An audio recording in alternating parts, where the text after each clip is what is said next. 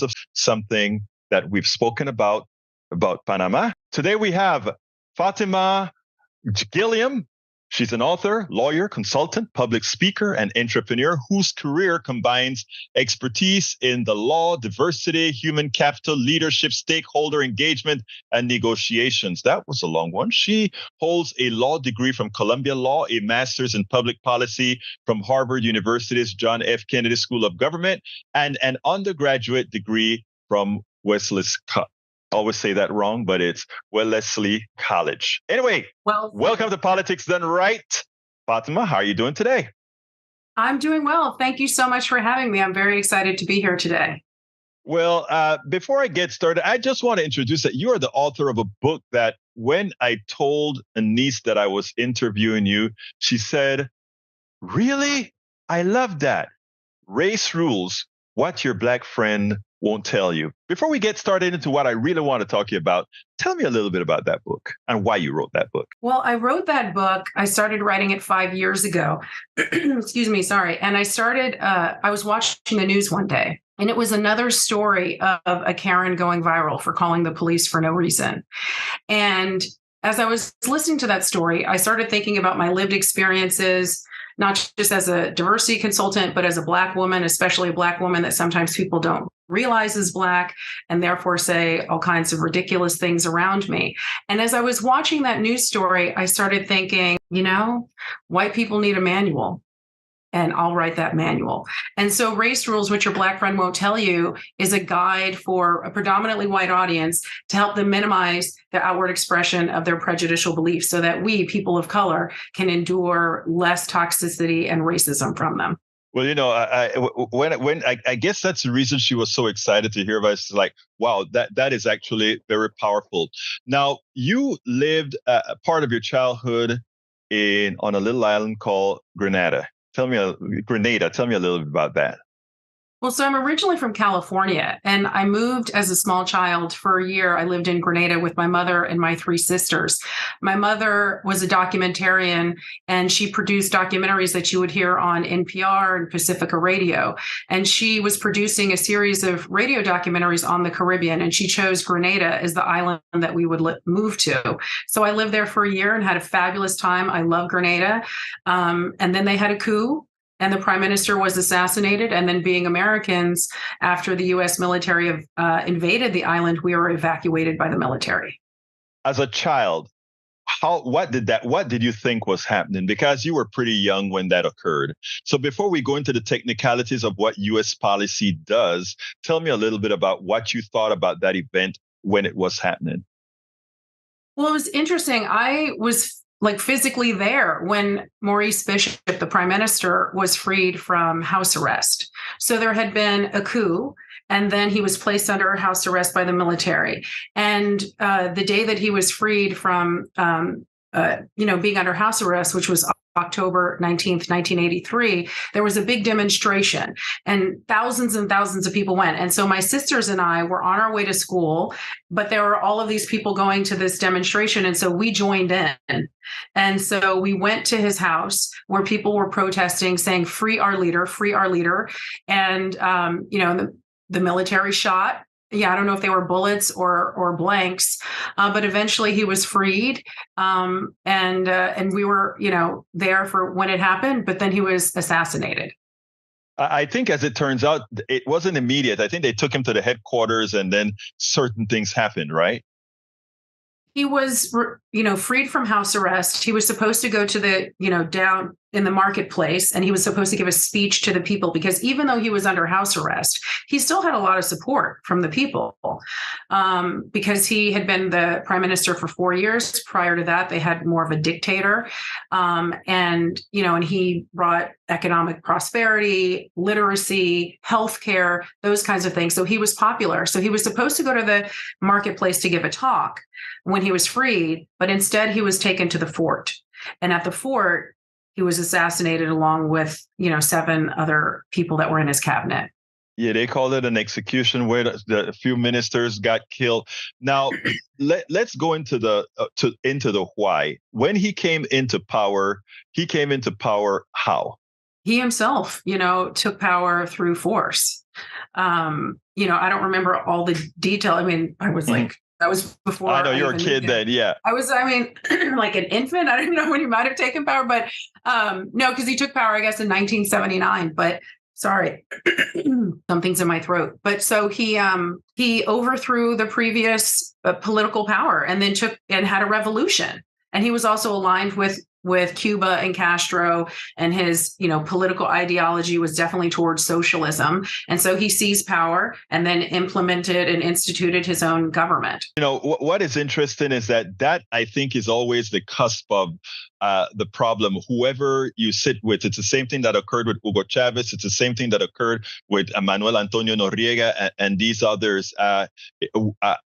Many of the countries like America or other Western countries, they generally have a problem if you are allied with anyone else or anybody that has that big S in there. But as you said, during the time of Maurice Bishop, there was a lot going on in the country. There's a lot of economic activity that came to fruition. You want to talk a little bit about some of what you saw there, what your mother saw as she was documenting that little island? Well, I can't say so much that I saw like as a little kid that was going to school, but what I do know that happened, like as an adult understanding what happened, is he expanded literacy. He gave free access to healthcare and dental care. He advocated equal pay for women. He implemented paid maternity leave for women. So he was implementing a lot of social policies to bring the government and the people of Grenada towards improved economic prosperity. I mean, it's a small Caribbean island, very impoverished, and he was trying to tackle that, including building an airport. Which tell us a little bit about that. That was actually one of the main things that the United States also used to get involved when they said, look at who he has building the airport. So why don't you tell us a little bit about that? So in terms of the airport, I mean, was Maurice Bishop and the Grenadian government accepting help from the Cuban government to build the airport? Yes, they were. They had, construction workers that came to help them build the airport. However, they needed a new airport. I mean, the airport that they had before was just a really dinky short runway that couldn't land more than, small little prop planes. They didn't have a long enough runway to expand tourism and to have big, traditional airplanes come and land. And so they wanted to position themselves to be a place to increase tourism, because that's how a lot of Caribbean countries, expand and grow and expand their GDP. But to do that, he wanted to meet the standards of what was required and have a long enough runway that's legally required for large, planes to land. And so that's what he was working on. Now, the U.S. government said that this was going to be some military base. And, I think that's somewhat dubious. I mean, yes, did he have ties with Castro and Cuba? Yes, he did. But the people of Grenada also really loved the United States, and they were very good to Americans, and they were very good to us, and there were American medical students living there and thriving there. So I think it was, taking the help that the country could get, because the United States wasn't helping them, and being able to position themselves to grow over time. That is an interesting thing. So often the United States forget about what's going on in its own backyard in the Western Hemisphere and the Caribbean. And when others move in, like right now, we are so preoccupied with the Middle East. We're so preoccupied with Europe and Ukraine that we forget that countries see Panama, they see Jamaica, they see Honduras and all these places. And you have China really starting to take not dominion, but come into these areas and provide assistance that these guys would have normally preferred to have gotten from the United States of America. I think your experience in Grenada says quite a bit in that there it is. They fell behind the curve. Castro comes in and is providing some help, and now they don't want it, so they use some sort of an excuse, including some of the university students as the reason why they needed to be militarily engaged. Now, I know it was very frightening for your entire family as you attempted to leave the island under a United States invasion. What was it like, first of all, when the United States came in after the coup? Because there are two things. There was the coup, And then there's the United States coming in with its big, massive set of equipment. What was that like? Well, so first there was the coup, the assassination of Maurice Bishop, but then there was also an island-wide house arrest, right, while the coup was taking place. And so if you were outside, you would be shot. But I don't think that was going to happen to any of the American medical students. And then there was the invasion. Now, obviously, there was a lot of political turmoil happening. There's a coup, right? There's an assassination. But I didn't really feel that we were in danger until we became the aggressor. As soon as the United States started dropping bombs and showing up with military might, then we became the aggressor and hostile within amongst the Grenadian people. And so I feel that the United States government placed me in harm's way, but the Grenadian people and their government did not place me in harm's way. In addition to the fact that, for me, going through this experience, living through an invasion, not being excited about an invasion taking place on my birthday as a child, right? Then my mother having to negotiate and force the military there to actually take us. Like it wasn't like it seemed like they cared to actually remove us until my mom, was more forceful about it. And we were evacuated, and I lived through that experience. Overall, the experience for me was a political awakening. As a young child, I have a lot of love for Grenada. I have fond memories of living in Grenada, but it was interesting to come back and watch television and turn on TV and see politicians lying about what happened there, what was taking place there, and whether or not we were in danger there. And so for me as a young kid, as I saw this, I thought, oh, you can't believe what politicians always say. You can't believe what you see through television. You can't always have faith and trust in what your elected officials say. And so that was an awakening for me. I've been very political from a very young age. I care very much about policy and things like race and racism, which is why I wrote my book, Race Rules, What Your Black Friend Won't Tell You. And these things are important to me. And a lot of it has to do with seeing that we have to hold people accountable for the choices that they make, and our governments accountable for the choices that they make on our behalf. One of the reasons I want you on with this story is because we're hearing a lot of stories about what's actually going on in Israel versus Hamas versus Palestine, in Gaza. Likewise, what's occurring in Ukraine and Russia. We never really know the real truth of what's going on. Right now, we have a blackout in Gaza where all the internet is down, which means we don't have a clue who's telling the truth of what's happening. But what we know is that from satellite photos, we have a decimated Gaza. This experience is the same type of experience that you had in Granada, is what we had in Panama when Panama was invaded in 1989, 6 years subsequent to what you saw. And as opposed to just a few Grenadans getting killed, according to the UN, I think it was about 4,000 or so Panamanians were killed to get Manuel. But in reality, what was actually is we lost about 10,000 Panamanians back in those days. So, your experience, the lies that you saw on TV, the lies that we're hearing out of Israel, Gaza, and Hamas, the lies that we're hearing outside of Ukraine. What are the American people to do other than attempt to do things via independent media? What are they to do? Well, I'm somebody that consumes a lot of media, and I try to diversify where I'm hearing my news to try to get a more balanced understanding of what's happening. So I'm not just going to turn on the news and see what NBC has to say. I'm also going to listen to see what Democracy Now! Has to say, and the BBC. Right. And France 24, and a whole broad range of non-American news outlets as well, so that I can also understand the perspective of how the United States is being perceived. But generally, there's the news issue, but in terms of, what's happening globally, I've never been a proponent of excessive militarization of the United States and for us to show up with our might everywhere that we go. I want people to stay alive. I especially don't want civilians to be harmed, and I don't like innocent people to be put in harm's way. Just as I felt that the government, my own government, put me and my sisters and my family in harm's way when they decided to invade Grenada, which I think was a strategic play by Ronald Reagan because he was down in the polls. It's interesting because that's the same thing that one can say about the invasion of Panama. So many people dead. Why one would have to bomb Panama? Why one would have to bomb Grenada? It behooves me. Neither one of the countries have an air force or a navy. It behooves me why they would have to do that. Well, tell us a little bit about your book again, because I think it's an important book, especially because of what you said. You are able to hear things that many others don't hear. So you can actually sit behind the curtain. Tell us a little bit about it again. So my book, Race Rules, What Your Black Friend Won't Tell You, is different from other books out there on race.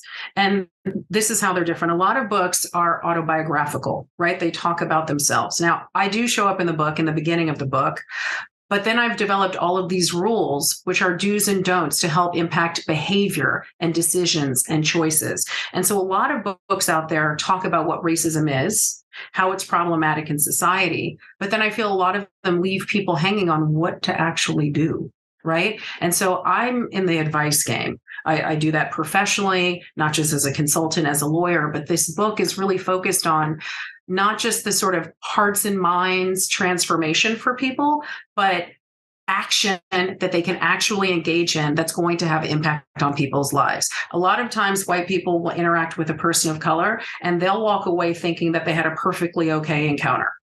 Or if there was something that didn't go well, there was just simple misunderstanding. Whereas people of color can walk away from that and say, that was totally racist, or I can't stand that person, or I can't believe that I have to deal with them at the next meeting or barbecue or family picnic or whatever happens.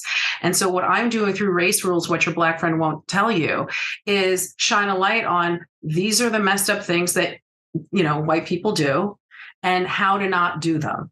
So I have, for example, translation charts. It's sort of like, you said this, we heard this, please say this instead.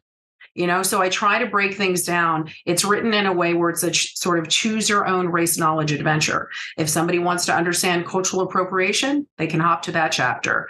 Color blindness or voting rights or how to define what racism is or tokenism, I have chapters for that.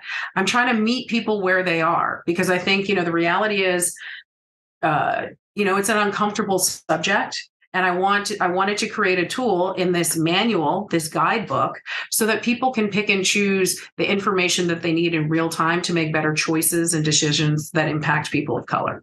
Fatimah Gilliam, it's been my pleasure to have you on Politics Done Right. Thank you so kindly for having been here. It's my pleasure. Thank you for having me. With us today is Dr. Andy Bard Schmookler, PhD, a prize-winning author from the former Democratic candidate for Congress in Virginia's very red Shenandoah Valley, former talk radio host, summa cum laude graduate of Harvard University, PhD awarded with distinction in a program specially created to accommodate his original theory explaining how civilization has developed, and a frequent columnist in newspapers around the United States of America. Dr. Schmookler, how are you doing today? Doing fine. Nice to be with you again. Great. In continuation with A Better Human Story, which is a series Politics Done Right is doing with Dr. Schmookler, who has a website already titled A Better Human Story. Today, you've pretty much got a bit philosophical. It almost seemed like a sermon in the article that we're going to be discussing today. Prescient, especially in these times. We want to talk about how the evolutionary perspective gives us a better human story. And there are some items in there that I think I may want to challenge, but I want you to first explain to me, how does the evolutionary perspective give us a better human story when we're talking about evolution? Well, I think it's important to recognize what a huge set of implications there are if you have people who, for thousands of years, were trying to understand the world as they saw it, and they had no idea how that world had come into being. They were just looking around, and they had no idea how far back time went.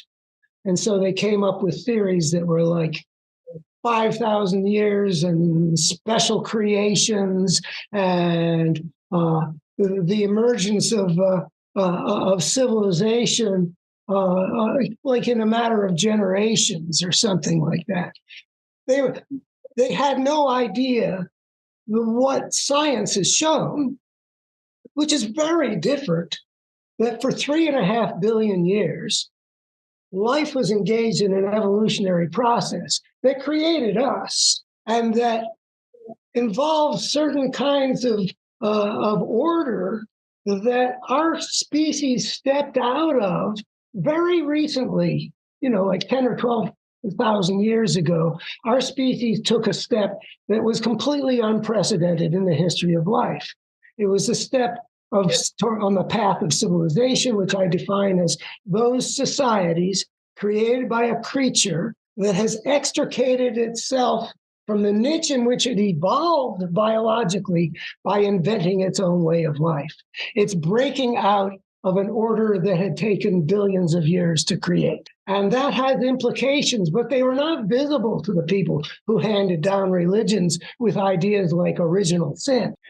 What I say the evolutionary perspective shows is that they stepped out of order into disorder inevitably. Civilization inevitably emerges into disorder with us or any other species on any other planet. That's the way it's going to be. And that disorder has a dynamic built into it. It's going to be a war of all against all. It's going to mean only those who can prevail in a war of all against all can survive. So the system's dynamic, not human nature. Now, what determines the way the civilization evolves. I want to back up a second because in when I read the paper, there's a gist that I followed, and that is we broke out to create civilization. That is how it seemed like you're saying, and that there was something superior to the civilization as the humans within this planet see it, right? And I sat down and I wanted to play devil's advocates for a while, and this is a little bit off, but is an ant colony a civilization? Is a herd that has a systemic way of existing a civilization? Are these entities that live in the wild, never needing particular shelter? We see civilizations as being somehow superior to all these other forms of organization. Let me break in about you because let's stick with the ant colony. Right. If we define civilization, I've been working on this for more than half a century. This is what I think is the best definition of civilization. Those societies created by a creature that has extricated itself from the niche in which it evolved biologically by inventing its own way of life. In other words, a way of life, a structure of the society that was not passed down through biological selection, but was invented out of the creative intelligence of the creature. That is not the ant colony. They have not extricated themselves from the niche in which they evolved biologically. That is the niche in which they evolved biologically. But when we go from being like primate bands, like we have been until 10 or 12,000 years ago, into inventing things which can grow without any particular limit, in which people are controlling nature instead of gathering what's spontaneously provided by nature, it breaks all the old rules about size and structure and means of subsistence. It can go in almost any direction. That's not happening with ants or herds of caribou or something like that. What's unprecedented is that you step out of order created by evolution, into a new system that was not shaped by biological evolution, and that disorder is very dangerous. We didn't know we were unleashing this kind of anarchy, but that was inevitably what would happen. And so, well, I mean, that occurs because, again, we're doing it outside the realms of what's needed. Let's give an example. Was it logical for us to move from us to leave the equator and move into colder areas? Well, that came with some dangers, and when those dangers applied, we had to use a certain kind of clothes, right, to protect ourselves, unlike those who were predisposed to live in these areas. So, I mean, from that point of view, it seems like a lot of the chaos that civilizations create, it's constantly solving for the chaos it creates. True? Wait, human beings spread throughout the whole planet before civilization. I mean, Australia and the New World eventually. So, and they were living in ways that were cultural, but they were pretty much continuous with the primate past out of which we had emerged. So they hadn't really, even though we had fire, which was a big deal, and we had language and we had weapons and tools, basically in terms of size and structure and how they fed themselves, they were pretty much a continuation of going back even before we were human. I need to interrupt you here because I want to get where do you then say civilizations start? Because what I see in your statement, and tell me if I'm wrong, is a judgment as to what qualifies a civilization. My way, which is doing X, Y, Z versus the guys who continue. Got to do with whether it is the creature's creative intelligence that's designing this life. Up until we started doing something like the rise of agriculture or something like that, no species had ever done anything like that. They had never, invented out of their creative imagination a whole new way that hadn't even been vetted by the process of natural selection. So you ask, where does it begin? Well, it begins when hunter-gatherers started domesticating the animals they used to hunt. And they started planting and harvesting the plants they used to gather. That's probably the switch that made it possible. They got a degree of control over nature that allowed them to grow in population with the imperatives that creates. And it becomes possible to harvest, to deal with ever more power over nature by creating these new kinds of organization that were not the product of natural selection, but were, how chiefdoms became kingdoms, became empires. This is something which is a different kind of it's a social evolutionary process that grows out of anarchy, and it is discontinuous with 3.5 billion years that went before it. And the evolutionary perspective tells us that was a big deal when we took that step, that unprecedented step. It has major implications. And even though it's been more than a century and a half now since Darwin put out the idea that we didn't emerge 5,000-6,000 years ago in the Garden of Eden. We emerged out of a very long process in which things get shaped in life-serving ways, because that's what survives. And that breaking out of that had implications that nobody could have anticipated. It's not like it's our fault. We're the victims of being the first creatures on this planet that had the means to invent a whole different new way of life. The chimpanzees have sticks they use to get the termites, and we're not the only ones that got tools.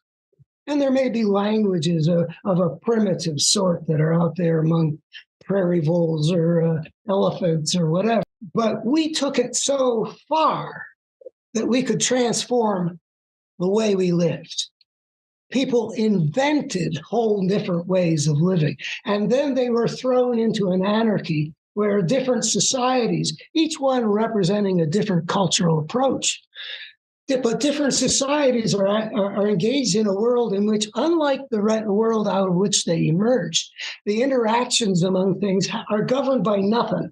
They're governed by no natural order, and it's fragmented, and there's no human order. They're basically engaged in what Hobbes called the war of all against all, which is the result, inevitably, of anarchy. And out of that, there is a process of selection. Only certain kinds of society. You like my phrase, the spirit of the gangster. Oh, I love that. Yeah, That comes in right here. That because the evolutionary perspective shows that when you take that step onto the path of civilization, it is inevitable that the spirit of the gangster will play a disproportionate role in shaping that creature's civilization. I want to read a piece from your article. You said any creature, because believe it or not, my brother, I think this particular statement is presumptuous. Check this out. Any creature on any planet, anywhere in the cosmos that takes the step onto the path to civilization will inevitably get swept up, regardless of that creature's nature, into the same social evolutionary process that has made the course of human civilization as destructive and tormented, as ugly as it has been. The ugliness we see in human history, and then you says, which tells you that the ugliness we see in human history is not human nature writ large. Okay, you think those are I think I can prove it. Hold on. To me, those are conflicting statements, but go ahead and... No. See, I say any creature on any planet is going to get into the same kind of a mess. And the reason is wherever civilization may have emerged, and we don't know, whether we're unique or we're one of billions or whatever, but they will have evolved, their life will have evolved on this planet and will have created this creature that has the capacity to invent its own way of life, which it will then do, and it will inevitably emerge into that anarchy. Because that's what it means when you start inventing your way of life, and you've got a diversity of of civilized societies that have to interact with each other, and there is nothing to regulate that interaction. Nothing that has evolved biologically, and nothing that the creature has invented to keep it from being the spirit of the gangster that takes over how its history unfolds. And that's why I said in conflict, because I think I was with you. I agreed with the entire paragraph, and then the conclusion was, which tells you that the ugliness we see in human history is follows. Not human. It's not a contradiction. It follows logically. If there are systemic forces that inevitably mean that for the first whatever of a creature's civilization on any planet, it's going to unfold like what we see like this. It'll be full of empires and tyranny and enslavement and tortures and the inculcation of cultural norms and moralities that are at war with the creature's nature. It's inevitable, that's inevitably going to be the case, and that means that it is going to be an ugly history, regardless of the creature's nature. So I say the ugliness we see in human history is not human nature writ large, meaning it is instead what is made inevitable by a social evolutionary process that inevitably emerges out of the anarchy that civilization inevitably plunges into.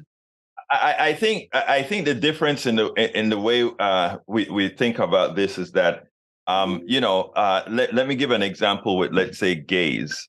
Okay, I learned that I was wrong in the way I thought about gays, and then not only that, but then if for those who believe in a supreme being, a creator or whatever, and if they believe that the creator created human beings, and within human beings people have different attributes, etc., then you have to say that if gayness was a mistake, I'm just using this as an example, then that is of God, right? It's not the gay person. So I mean, when I look at your statement here, that is how I am qualifying it. I'm saying, wait a minute, then if humans created all this anarchy, right, and by having the creation of this anarchy, we get some sort of the ugliness that comes about. Even if you want to say that that's not human nature, it was created by humans, which in my opinion makes it human nature. See, I wrote the book, The Parable of the Tribes, which correct. Which was the book. A lot of pages, man. A lot of pages. But it won a prize. And, it's the idea that I'm presenting here, essentially, which took over my life starting in 1970. It got me my doctorate, a whole bunch of stories. But the way you got to say it's not human nature, first of all, let me first tell you that I agree with you. Let me finish. I agree with you that it's not human nature. But right. The reason I said earlier about the statement being presumptuous is the statement that preceded that made it seem to be that, after all, it is human nature. That's all I'm saying. See, and that statement preceded it. There was the phrase which you read, regardless of the nature of that creature. Yes. So, see, we think that we're to understand what goes on in the world in terms of what we see the people doing, like Nazis at Auschwitz or something like that. Yeah.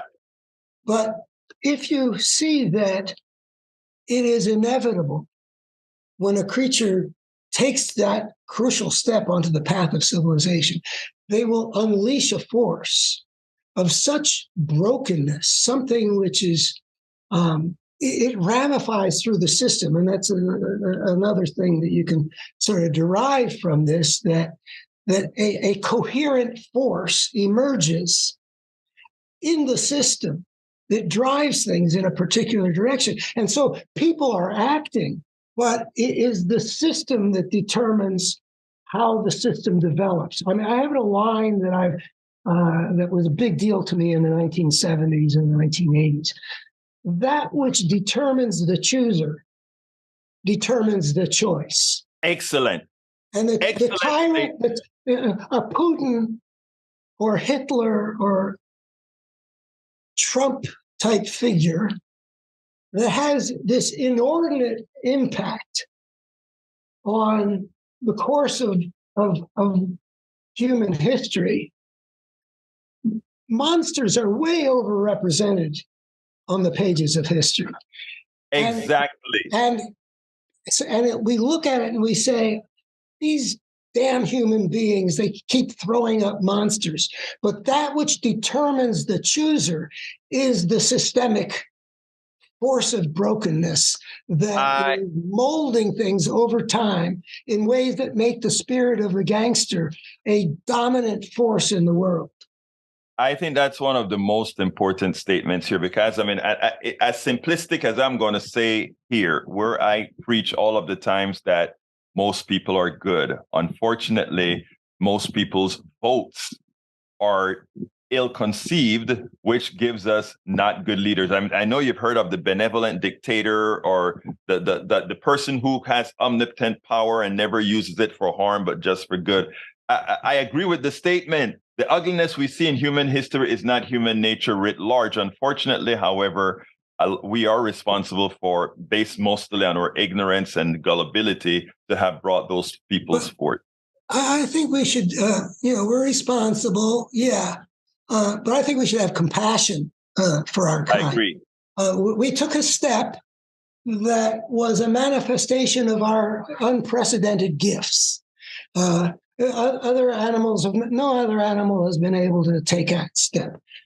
So we should have compassion for the fact that we stumbled into something that we couldn't have anticipated. It wouldn't be reasonable to think that the people who first started planting gardens next to their huts and creating pens in which goats or sheep or whatever were penned, it's not reasonable to have imagined that they were in any position to anticipate that they had put us on an incline that was going to lead to the ugly tyrannies that came 5,000 years later. It was inevitably going to unfold in some such way, and we should have compassion for ourselves, even as we hold ourselves responsible for trying to put it together before we destroy ourselves.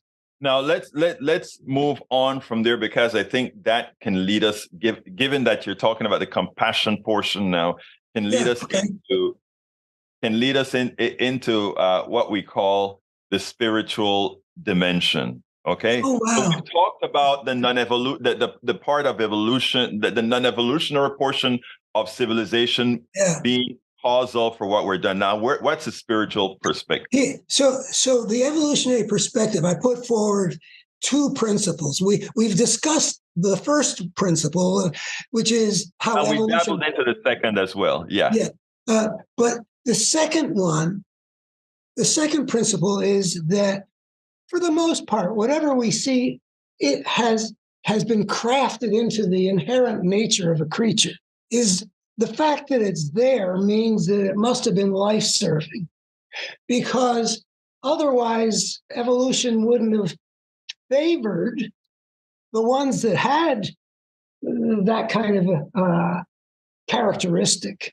Now, an important dimension of the characteristics that are inherent to our nature are embedded in the experiential realm. That the secular, the first idea I have says, let's get rid of original sin. It's not human nature. The second one says the secular worldview has this stupid idea that the moral and spiritual dimensions are less than real and need to be given less than complete honor because they're merely subjective. They are not merely subjective. The evolutionary perspective says that we have tendencies to experience certain things because they helped our ancestors to survive. And one of the dimensions in which people, and we don't, this is not just human beings, everybody with a cat or a dog will recognize this. We experience things in terms of better and worse. We feel fulfillment and we feel misery. We feel pleasure, we feel pain. It's built into us, and it's built into us for a very good reason. In order to survive, a creature has to do what survival requires. And life has chosen as one of the key strategies to make sure of that is to create an experiential dimension between the better and the worse. The things that feel better, we pursue. And they feel better because the ancestors who experienced them positively were more likely to survive, to pass their DNA along in our direction than the ones who didn't feel that way. So we get shaped, I don't know whether it starts in whether you talk about one-celled creatures, but certainly long before you get to us, the better and the worse. And the experience of things being better and things being worse is part of life's strategy for unfolding and enduring. Tied into the spiritual form. Tied into the spiritual because we're the spirit. Okay, the value thing we got in common with lots of other creatures. It may be that the spiritual is unique to human beings, but I don't know. What elephants do and what gorillas do in the spiritual dimension, I don't know. But I do know that a substantial portion of the human population across cultures and throughout history have experiences they describe as being somehow like of a special dimension. Which we often refer to as spiritual, but whatever the words might be. But they're characterized by an unusual feeling of depth, of breaking through to another level, and one comes back from those experiences with things that one regard as important spiritual truths, and they can be motivating, of such impact on the people who experience them. That's very often the whole course of a life is impacted and goes in a different direction. So it seems to be a real part of human nature, or whether how universal it is, I don't know. But not everybody responds to music. Is it real? It is real because it is a part of our human nature, and it impresses upon us certain things with a special sense of their essential reality. The truths, the reality that people see in those experiences feels more real. And so we have to ask ourselves, well, what is it accounts for that being part of human experience? Well, I mean, actually, it seems to me like you already, the conclusion of your paper gives the answer with one sentence, even though you kind of explain it thereafter. When you say filling important holes in the contemporary secular worldview.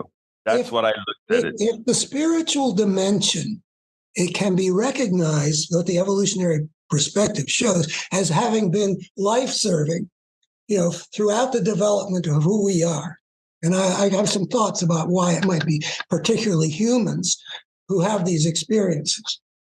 Then we can infer that it's been life-serving. And I think it can be plausibly argued that if we look at what people come back from that spiritual dimension with, they do look life-serving. And as we head into the future where we really might destroy ourselves, we should honor that dimension, which has been giving human beings, showing paths that lead to survival. And it can do that for us too, but not if we denigrate it, like the secular worldview, which says, oh, that's just, that's merely subjective or something. No, there may be important subjective elements. Not everybody sees the same thing. But the thing that's in there is not subjective. It is a manifestation of what it takes for human beings to survive. So we should listen to that voice. It is likely to tell us things about, and I use the example of the spiritually transformative experiences of American astronauts. When the first people went out there and saw this blue marble, the first human beings to see it, some people had their lives changed by a spiritual experience. I think that there's something mysterious about this, but I think the evidence suggests that people come back from that dimension with very important messages that can help guide us to creating the kind of civilization we need to avoid blowing ourselves up or so completely destroying this the biosphere that our lives fall apart to. So, Doctor, in conclusion, how the evolutionary perspective tell me in a few sentences, then summarize, how does the evolutionary perspective give us a better human story? Well, our job is to get our act together before we destroy ourselves. Better human story, first of all, tells us we are better creatures than we thought we would be. And I think we could imagine how, if we had an image of ourselves as inherently better, that would fortify us. I think we live down to our expectations. So I think it's better that way. And then the other thing is, I'm just alluding to it, I think if we take the issue of good and evil more seriously, and that we didn't get much into that. And I think if we take we look to the spiritual dimension for guidance more than we do with our contemporary secular worldview. Get rid of original sin, bring in real honor to the spiritual dimension, because we need all the guidance we can. Our ancestors survived because they had that spiritual guidance, whether it's shamans in Siberia or wizards in the Amazon. There has been a place for the spiritual dimension to guide human societies further back in civilization. And now that we're in this mess, we really need it. And so we should fully honor it and tune in and make the better human story one where we can survive for the long haul on a healthy planet, rather than destroy ourselves and take the planet down with us. Dr. Andy Bart Schmookler, thank you once again for enlightening us under a better human story. Thank you. Thank you, Egberto. A few days ago, we discussed about AIPAC spending $100 million, up to $100 million, to take out the squad. That is Ilhan Omar, Jamal Bowman, Alida Shalid, and many other progressive Democrats. All of them people of color. The American Israel Public Affairs Committee decided that because these folks are asking for ceasefire, or asking for peace, or asking and making relative commentary that says, hey, Palestinians are human beings too, because they have that stance. They must not. They must have 100% support for what Israel does, the Israeli government does, no matter what. If you don't do that, if you don't toe the line, then we are going to get you primaried. We are willing to spend $100 million on getting rid of you. That's a danger against democracy. Listen to this, and then we'll take it on the other side. 1,400 Israelis slaughtered by Hamas, women raped, babies beheaded, over 200 hostages. But Jamal Bowman was one of just 10 votes in Congress against condemning Hamas's terrorism. Tell Jamal Bowman to stand with Israel. That was a new ad now running in the District of New York Congressman, Democrat Jamal Bowman. The ad is from the political arm of the American Israel Public Affairs Committee, or AIPAC, as it is more commonly known. And it is not the first time that AIPAC has tried to take on progressive members of Congress or even take on Jamal Bowman himself. But it is the first time that AIPAC's mission is part of a larger battle within the Democratic Party over the Israel-Hamas war. And that fight is most evident in the debate between pro-Israel Democrats and the Squad. Congressman Bowman is already facing a potential challenge from Westchester County Executive George Latimer, who says he will make a final decision after returning from a solidarity trip to Israel. Other Squad members, including Cori Bush, Ilhan Omar, Summer Lee, and Rashida Tlaib, are all expected to face potential primary challengers as well. As Michelle Goldberg writes in the New York Times, a series of ugly primary campaigns fought over Israel will only widen the progressive political divide.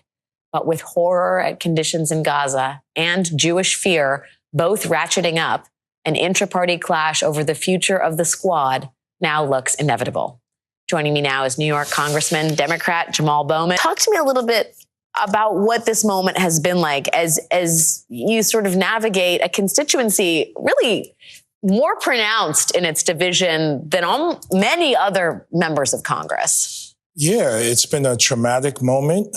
It's been a painful moment. It's been a moment filled with grief and suffering by my Jewish constituents as well as my Muslim constituents. And so it's been multi-layered. You have the behavior of the Israeli government, which needs to be critiqued very strongly in my belief.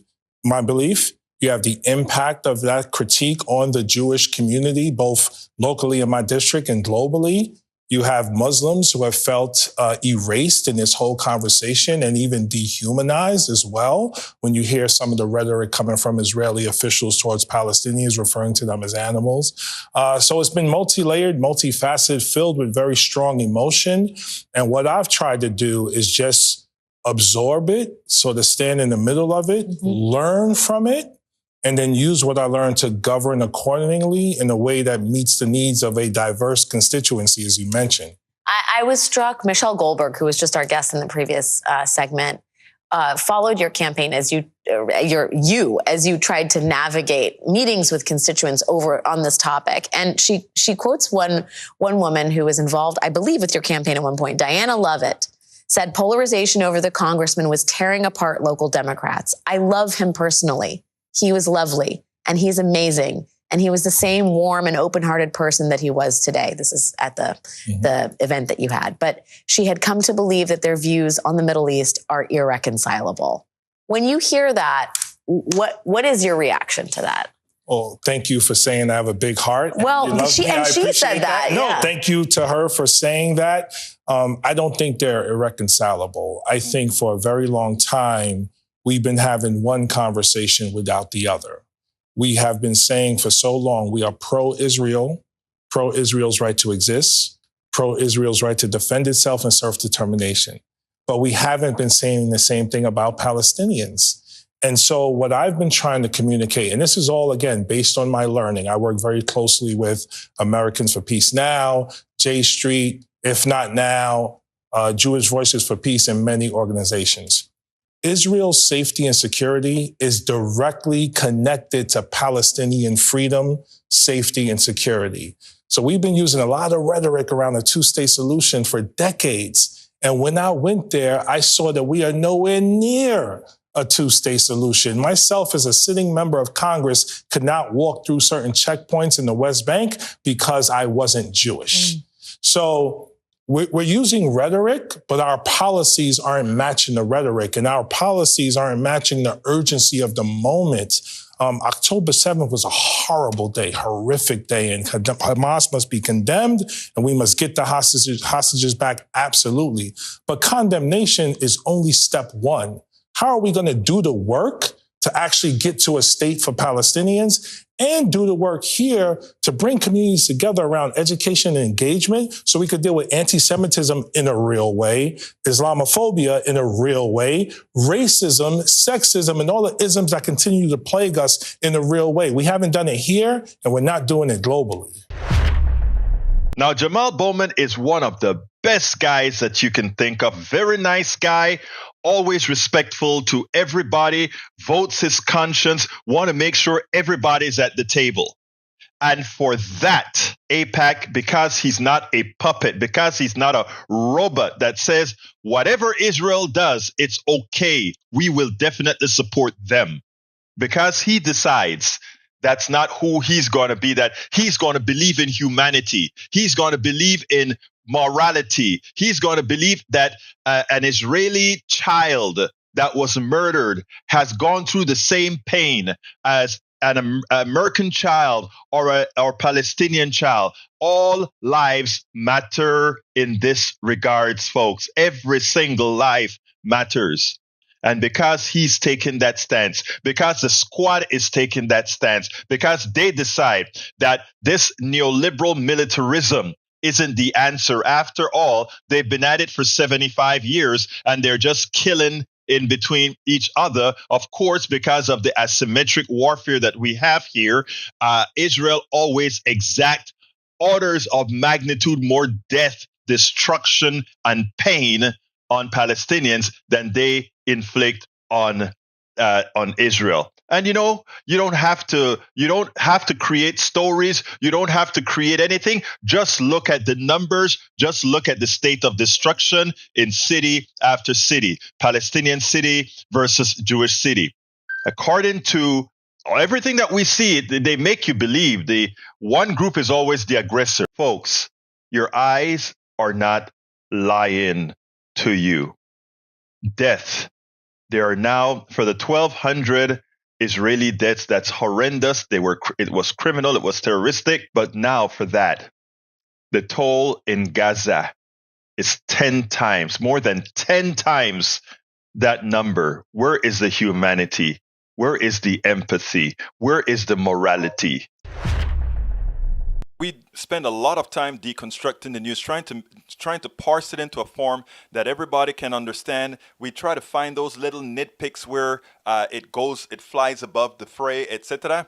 If you really like these videos that we do, I want to ask a big favor. Please go ahead. Number one, subscribe to our channel. And number two, please join if you can. Thank you so kindly for watching. Keep watching. Please remember to share. We must populate the entire internet with our progressive message, a message that we know is what most Americans say that they want. So help us, please join.